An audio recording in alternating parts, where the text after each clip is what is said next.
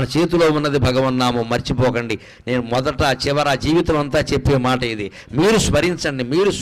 మనస్సులో స్మరించదలుచుకుంటే మడి లేదు, ఆచారం లేదు, ఇవి స్నానం చేసే సమయం లేదు, భోజనం చేసే సమయం లేదు, ఎప్పుడైనా స్మరించవచ్చు. దానికి నియమం లేదు, నిష్ట లేదు, మనస్సుకి రూపం లేదు, కాబట్టి ఏ నియమం ఉండదు. అన్ని రోజులు పాటించినా ఒక్కరోజు కాళ్ళు కడుక్కోలేదు, దేవుడు అంత కక్ష కట్టడమ్మా.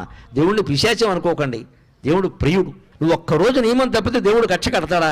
అలా అయితే దేవుడు అవుతాడా? అంతగా మనకు బాధ అనిపించింది అనుకో, అమ్మా ఏదో పొరపాటు చేశానమ్మా అని అమ్మవారి దగ్గర చెబితే క్షమించదా? ఆవిడ తల్లి అండి. భగవంతుడి దగ్గర భయం ఉండకూడదు, ఎప్పుడు హాయిగా చనువు ఉండాలి, ఒళ్ళో కూర్చునేలా ఉండాలి. గద, శంఖం, చక్రం, ఈ ఆయుధాలన్నీ వెనకాల వచ్చాయంటే నువ్వు నారాయణాయ నమః, ఓం నమో నారాయణాయ, ఓం నమః శివాయ, శ్రీమాత్రే నమః ఇలా ఏదో ఒకటి చెప్పిస్తూ ఉంటే సర్వాయుధాలు త్రిశూలం సహా నీ వెనకాల తిరుగుతూ ఉంటాయి. నీ జోలికి ఎవ్వడు రాడు, నీ ఇంటి జోలికి ఎవ్వడు రాడు, నీ భార్యా పిల్లల జోలికి ఎవ్వడు రాడు. వస్తే మటాష్, తిరుగులేదు ఇంకా.